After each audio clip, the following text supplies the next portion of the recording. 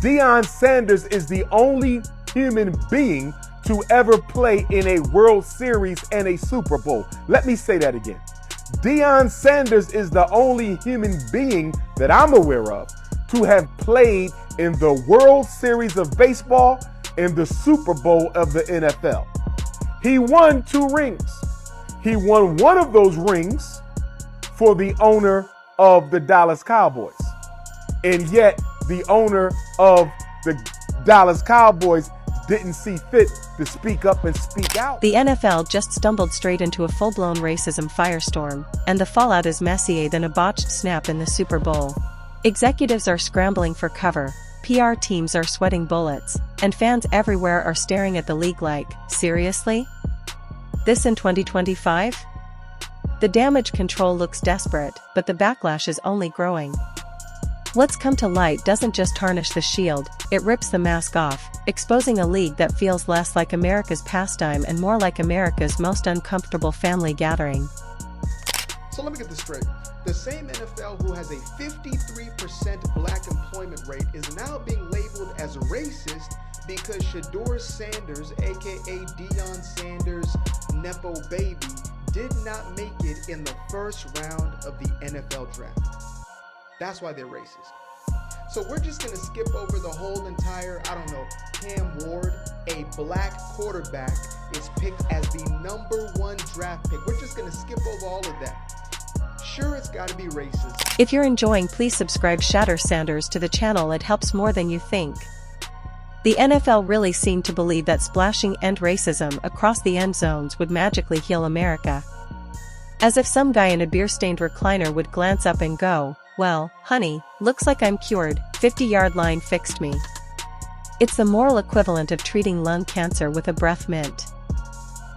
Not only did it fail to change anything, it actually triggered outrage from people who somehow found a painted slogan too overwhelming for their fragile sensibilities. These are often the same fans who yell, "Keep politics out of sports," while cheering military flyovers, saluting a flag the size of Delaware, and sitting through 17 halftime ads for the armed forces. But a simple "end racism" stencil? Suddenly that's a step too far. It exposes how selective their outrage really is and how hollow the league's activism feels when it's reduced to marketing paint on grass. The sentiment is basically like, don't be an asshole. But I think it's an asshole to nag us during a football game about something that doesn't change anything or any. If I'm not a racist and I see it, it doesn't matter. And if I am a racist, it's going to make me more of a... Shedeur Sanders is being treated like the NFL's forgotten stepson. One minute he's hyped as a future top pick, the next he's stuck with the Cleveland Browns, the football equivalent of thinking you're headed to Disneyland and waking up at a dark, silent Chuck E. Cheese. And he's under Kevin Stefanski, a coach who somehow turns every quarterback into someone auditioning for a backup role on a Canadian high school team. Sanders' confidence and swagger, the chain, the smile, the effortless cool, have magically been recast as character concerns. Because nothing apparently screams leadership problem more than daring to look sharper, play cooler, and command more presence than the guy wearing the headset on the sideline. The NFL, no matter how much they want to pretend, they cannot remove the stain of their discriminatory and prejudiced practices. This is a league that literally has a rule in place just for black head coaches to get an interview. Not a job, just to interview. It's the Rooney Rule. And let's not forget the NFL's favorite hobby, spinning narratives faster than a Vegas poolside DJ. The moment a black quarterback shows confidence, he's suddenly labeled a distraction. The media takes natural swagger and frames it like a crime scene. Remember Cam Newton? One bold hat choice and headlines acted like he'd triggered a national emergency. Yet a white quarterback could cover his face in an entire Viking saga tattoo and the league would gush about his gritty determination. Shedeur Sanders, like so many before him, isn't under fire for his play or stats but for daring to break the model quarterback mold, the one that expects yes sir, no sir humility, and the look of someone fresh from Sunday school instead of someone unapologetically himself. So the NFL is being sued because apparently you must racially discriminate in order to not be racist. Yes, you heard that correctly. Former Miami Dolphins coach Brian Flores is suing the NFL, New York Giants, Denver Broncos, and the Miami Dolphins for alleged violation of the Rooney Rule after he wasn't hired for a coaching position. The Rooney Rule sets diversity quotas and forces NFL teams to interview non-white potential coaches. The key word is interview, not necessarily to hire. However, if you do hire a minority into the position, you are awarded with a third-round draft. Then along comes Tom Brady, football's Benjamin Button, who refuses to retire, and the whole conversation gets shoved under a spotlight. The NFL's golden child makes comments about black quarterbacks that drag back every uncomfortable issue the league keeps trying to bury under halftime shows and chicken wing commercials. When Brady speaks, the room listens. Unfortunately, what they sometimes hear is a guy completely missing the point. He frames individuality and self-expression as a problem, which is pretty rich coming from someone whose entire persona revolves around avocado ice cream, miracle pajamas, and a curated wellness empire. Yet when black quarterbacks craft their own brands, suddenly it's a crisis of character. The double standard is glaring, and Brady just made it impossible to ignore.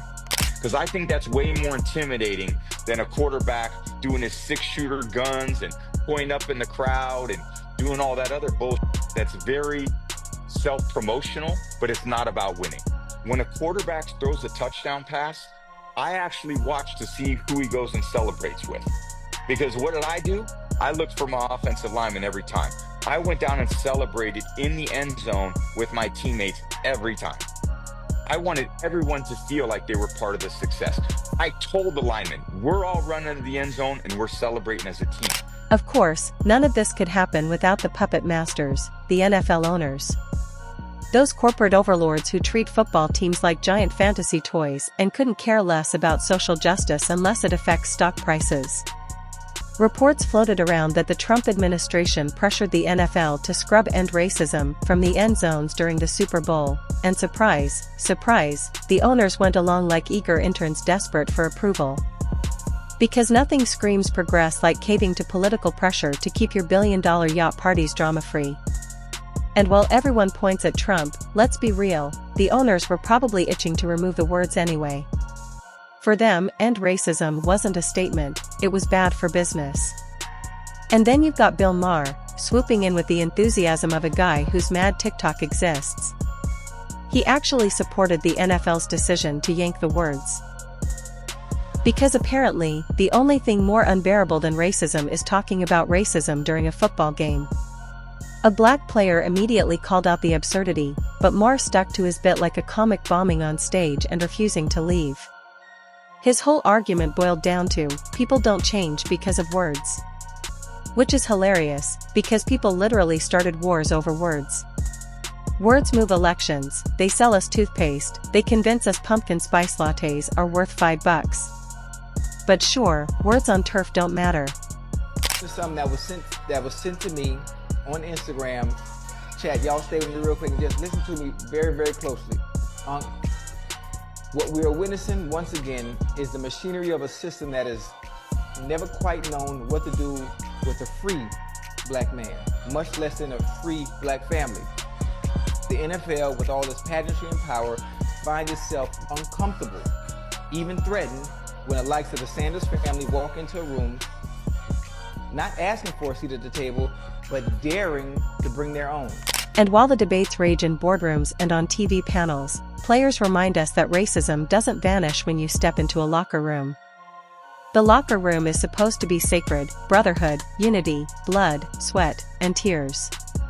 But in reality, it's more like high school with million-dollar paychecks, where whispered slurs and coded jokes slide under the radar. Some players confirm, flat out, that racism lives there too. It's like an open secret everyone tolerates because calling it out means painting a target on your back. Suddenly you're not a team player, you're divisive, which is rich considering half these teams couldn't even agree on a pre-game playlist. So what do players do? They keep quiet. Because the NFL loves grit and toughness, but not the kind that involves telling uncomfortable truths. Speak out, and your career could nosedive faster than Antonio Brown's social media credibility. Stay silent, and maybe you'll get another contract, another season. That's the toxic trade-off: bite your tongue or risk being chewed up by the league's media machine. Black players often downplay the racism they face because survival in the NFL isn't just about surviving tackles, it's about surviving narratives. Cam Ward put it bluntly: every boy dreams of playing in the NFL, racism or not. That's the heartbreaking reality. You can know the system is rigged against you, and still chase the dream, because making it to the league is supposed to be the pinnacle of achievement. It's like knowing the carnival game is rigged, but still handing over your money because maybe, just maybe, you'll win that giant stuffed bear. Ward reminded us that the NFL's pull is so powerful, players will endure almost anything, including racism, just to hold on to that dream. Racism in sport. Does it exist? And the reason why I ask you this is because you look at what recently happened with Josh Donaldson. Him and Tim Anderson. Josh Donaldson made the comment to Tim Anderson twice. He called him Jackie. You know, it really made me sit down to think. I have plenty of years playing inside of the game, being inside of the locker room. As a player, from a code standpoint of just how you treat each other, I thought that was kind of weird. So I was like, well, why in the hell is he calling him Jackie? And he did it 2 times. Then there's Shedeur Sanders' draft story, which might as well be ripped from a playbook called How the NFL Keeps Undermining Black Quarterbacks. He had the stats, the talent, the flash. But he didn't fit the image they wanted, so down he fell, all the way to the 5th round. The league said it was about concerns. Which is code for, we don't like that you don't look like the quarterbacks in our nostalgia posters. And now he's fighting to prove himself in Cleveland, a team that treats quarterbacks the way Game of Thrones treated main characters: expendable, replaceable, doomed from the start. And all of this ties back to the NFL's favorite contradiction: individuality versus conformity. Tom Brady can build a health empire, Aaron Rodgers can dabble in conspiracy theories, but black quarterbacks? The second they step out of line, they're selfish, flashy, not team players.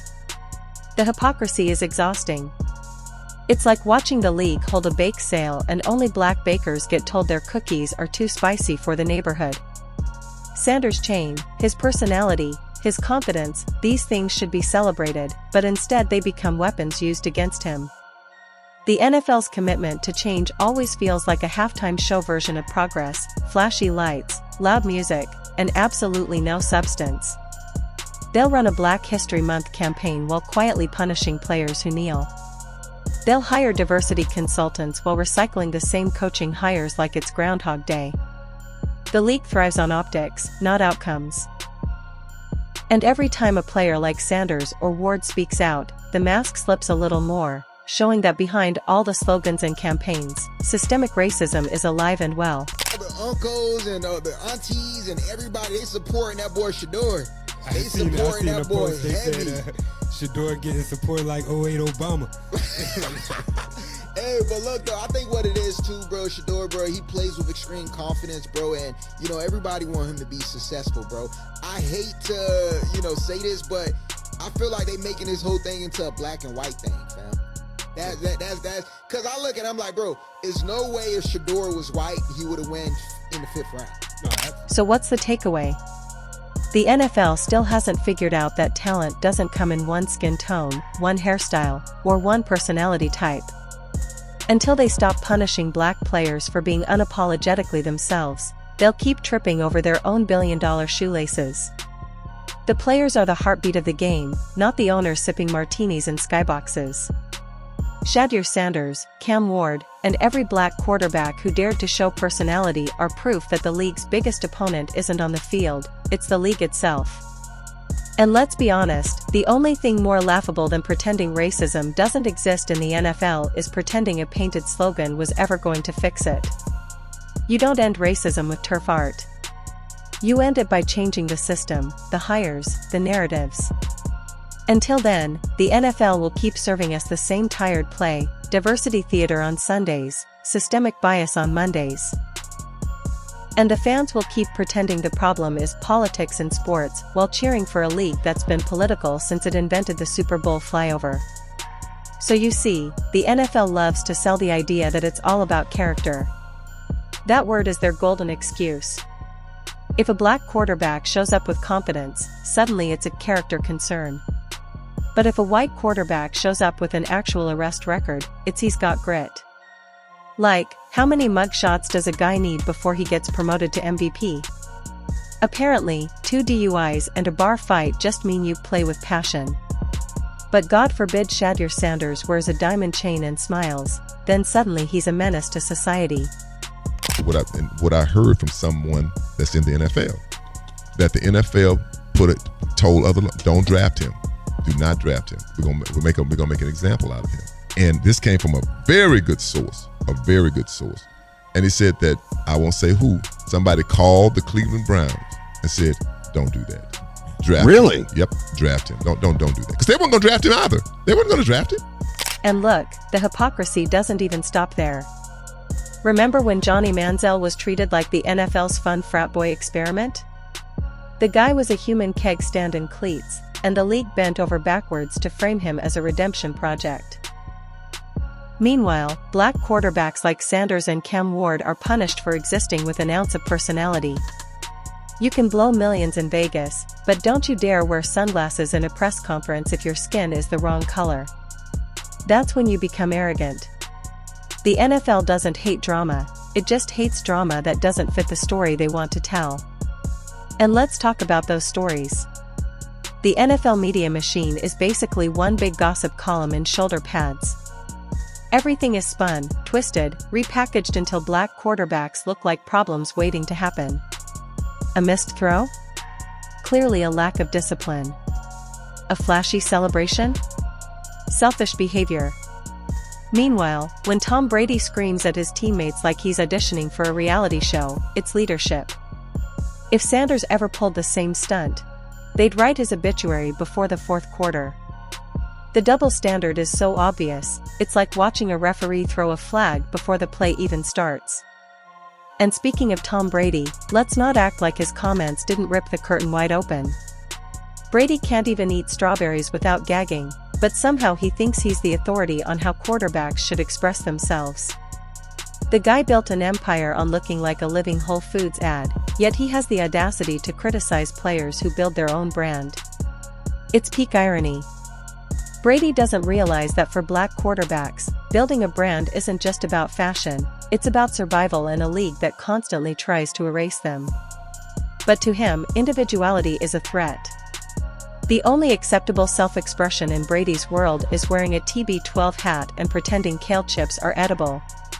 We didn't have to file a lawsuit for the world to know that there's a problem from a hiring standpoint in regards to minority coaches in the National Football League. The numbers speak for themselves. Right. Quarterback Johnny Manziel from Tyler, Texas. Johnny football became a thing his sophomore year of high school. After Manziel was named Mr. Football in 2010, the three-star committed to Texas A&M. Was already getting national attention his freshman season. Not only because Johnny Manziel was the first freshman to win the Heisman and one of the most exciting college players of all time, but also for his antics and character on and off the football field. That didn't stop the Browns from drafting him 22nd overall of the 2014 NFL Draft. Unfortunately, Johnny football was not Cleveland's saving grace. This is unbelievable. Shedeur Sanders has officially been blackballed from the NFL Draft, as he was not selected in any of the first 3 rounds of the draft, even though he was a consensus top 5 to top 10 pick in the draft, and many people were thinking that he was up there with Cam Ward to go number 1 to the Titans.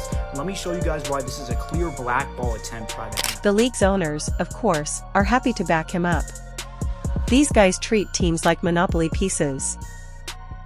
Half of them wouldn't recognize their starting cornerback if he sat next to them on a yacht. They care about 2 things, profits and optics. So when the Trump administration reportedly leaned on them to erase end racism from the Super Bowl end zones, they didn't blink. They probably popped champagne. Because nothing terrifies an NFL owner more than offending the same crowd that buys $400 tickets and $20 nachos. The owners aren't social justice warriors, they're PR managers in tailored suits. And in comes Bill Maher, adding his 2 cents like anyone asked. He argued that messages like end racism don't matter because they don't change hearts. And you know what? He's half right, but he missed the bigger picture. Words alone don't fix racism, but silence sure doesn't help either. Acting like a simple phrase is too much for fans to handle is laughable. These are the same fans who sit through hours of beer commercials with talking horses, and you're telling me end racism is the thing that ruins their night? Please. If words on grass ruin your Sunday, maybe football isn't your sport. Try knitting. Meanwhile, players are left dealing with racism where it really stings, inside the locker room. That space is supposed to be sacred, a brotherhood, a family. But players have admitted that racism is alive and well, tucked between pep talks and protein shakes. Some of it is obvious, some of it's subtle, but it's there. And the saddest part? Most players don't dare speak up. Because the second you mention racism, the NFL turns you into the problem. Suddenly you're divisive. And no one wants to be labeled the divisive guy, because divisive guys don't get contracts. Regardless of what I feel or you feel, we're not the ones stroking a check for millions of dollars for these young athletes. The team owners are. And at the end of the day, they're an investment. And they didn't feel that this investment was worthy to go before the 5th round. So players learn to bite their tongue.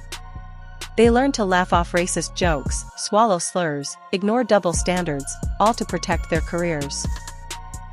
It's survival mode, and it's brutal. Because the NFL has this unspoken rule, your silence is golden, but your truth is a liability. They don't want outspoken black quarterbacks rocking the boat. They want quiet, compliant role models who smile for the cameras and say nothing of substance. Sanders? Ward? Too bold. Too confident. Too visible. That's their real crime.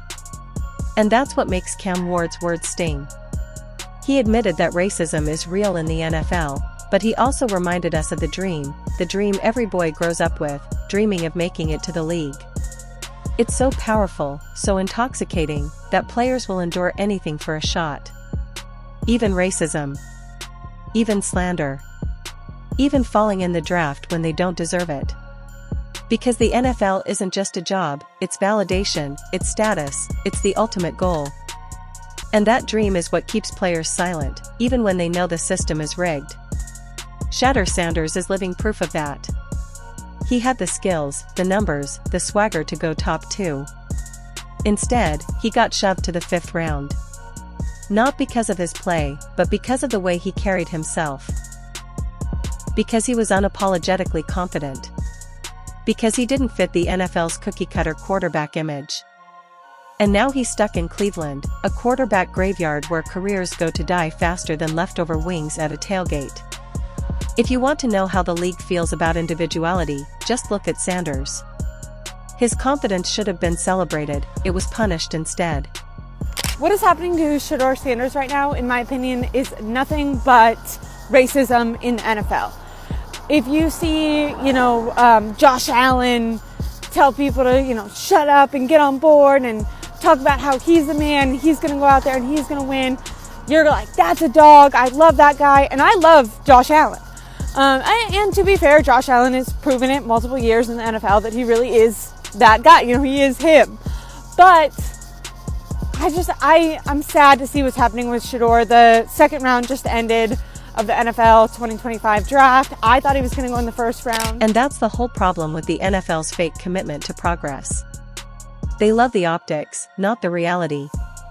They love diversity commercials during the Super Bowl, but when it comes time to actually support black players, suddenly it's crickets. They'll hire consultants, run ad campaigns, and pat themselves on the back, but the system doesn't change. The league still holds black quarterbacks to impossible standards while giving their white counterparts endless second chances. The hypocrisy is so thick you could spread it on toast. At the end of the day, the NFL's biggest rival isn't another team, it's itself. Until the league stops punishing black players for being themselves, it will keep tripping over the same issues again and again. Sanders, Ward, countless others, they're not just athletes, they're evidence. Evidence that talent doesn't matter if you don't look and act the way the league wants. Evidence that racism isn't a past problem, it's a current one. And no amount of slogans or halftime shows can cover that up.